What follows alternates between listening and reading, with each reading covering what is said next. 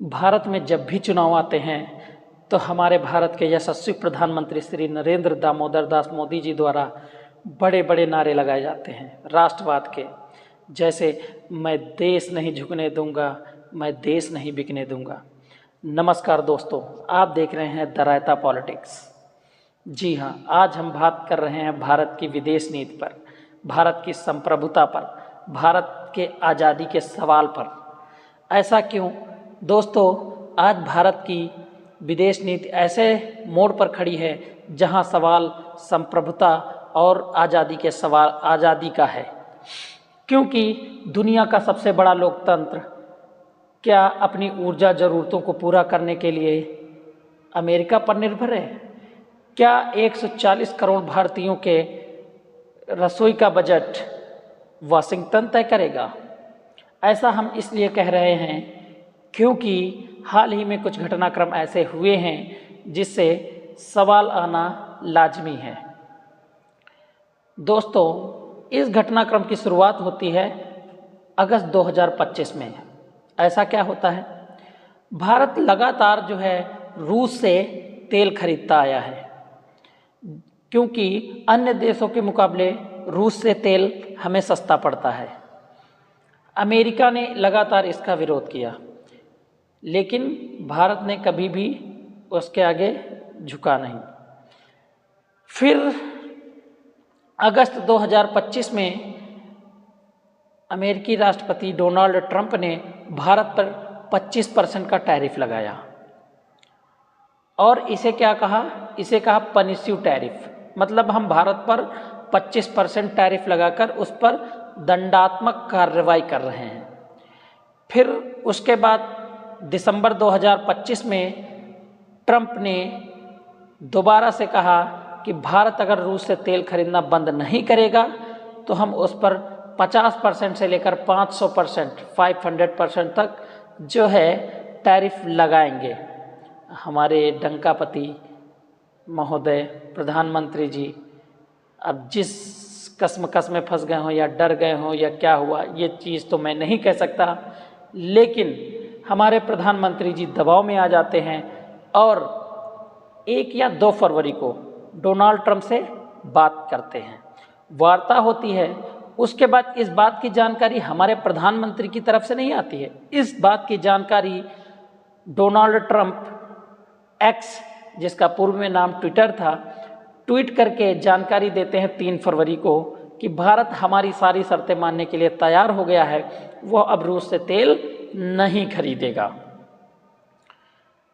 तो सबसे बड़ा सवाल बनता है यही कि क्या हम संप्रभु हैं? क्या हमारी आज़ादी खतरे में है?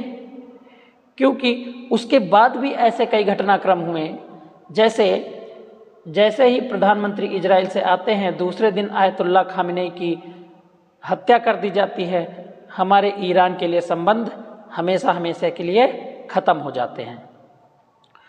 उसके बाद युद्ध जैसे चल ही रहा है, अभी इजराइल और ईरान का युद्ध तो चल ही रहा है, उसी समय भारत में तेल का संकट आता है कि भारत में सिर्फ और सिर्फ 25 दिन के लिए शेष तेल है अपनी ऊर्जा ज़रूरतों को पूरा करने के लिए। तो भारत के पेट्रोलियम मंत्रालय ने विदेश मंत्रालय से कहा कि वो ट्रंप प्रशासन से बात करे कि हम जो है यानी कि भारत रूस से तेल खरीद सके, इसकी परमिशन दी जाए। हाल ही में 5 मार्च को जनरल लाइसेंस 133 के तहत वहाँ के वित्त मंत्री स्कॉट बेसेंट ने ट्विटर पर या एक्स जिसको बोलते हैं, ट्वीट करके जानकारी दी कि हम भारत को अस्थायी 30 दिनों के लिए मोहलत दे रहे हैं कि अपनी ऊर्जा ज़रूरतों को पूरा करने के लिए वो रूस से तेल खरीद सकता है। दूसरी घटना ये है कि अभी हाल ही में भारत में एक युद्धाभ्यास, इंडियन नेवी द्वारा एक युद्धाभ्यास किया गया जिसमें ईरान का आइरिस डेना भी आया था। वो आइरिस डेना हमारा अतिथि था, तो उसकी सुरक्षा का अधिकार हमारे पास था। वो अपने देश रवाना ही हुआ था कि हिंद महासागर जो हमारी टेरिटरी में आता है, हिंद महासागर जो कि हमारी टेरिटरी में आता है, वहाँ पर अमेरिका ने हमला करके उसको डुबो दिया, जिसमें से बहुत सारे लोग मारे गए। अब सवाल ये उठता है कि क्या हम आज़ादी अपनी धीरे धीरे खो रहे हैं? क्या हमारे प्रधानमंत्री जी ट्रंप से डर गए हैं, या उन्होंने किसी ऐसे कागज़ पर दस्तखत कर दिए हैं कि हर बात ट्रंप की उन्हें माननी पड़ रही है? स्ट्रेट ऑफ हॉर्मुज से तेल की सप्लाई वैसे भी बंद हो चुकी है। ईरान ने साफ साफ कह दिया है कि हम किसी भी देश को यहाँ से तेल नहीं जाने देंगे, यहाँ से कोई भी जहाज़ क्रॉस नहीं होगा सिवाय चाइना के, क्योंकि चाइना ईरान का सामरिक मित्र हो चुका है और हमने अपनी मित्रता खो दी है। इसके 1 या 2 महीने पहले देखा होगा, एक चाबहार पोर्ट हमने ईरान में लिया था, वो भी नरेंद्र मोदी जी के काल में ही उसको लिया था। ईरान ने कहा था यहाँ पे आप अपना सैन्य बेस भी बना सकते हैं, आप इसका इस्तेमाल कर सकते हैं। भारत सरकार ने उस पर 14,000 करोड़ रुपए लगाए थे, खर्च किए थे, लेकिन अब वो भारत ने ट्रंप के कहने पर छोड़ दिया है और भारत का जो है 14,000 करोड़ 14,000 करोड़ का नुकसान हुआ है। इसीलिए मैंने कहा, क्या भारत की आज़ादी खतरे में है? क्या हम विश्व गुरु या आत्मनिर्भर भारत की ओर बढ़ रहे हैं?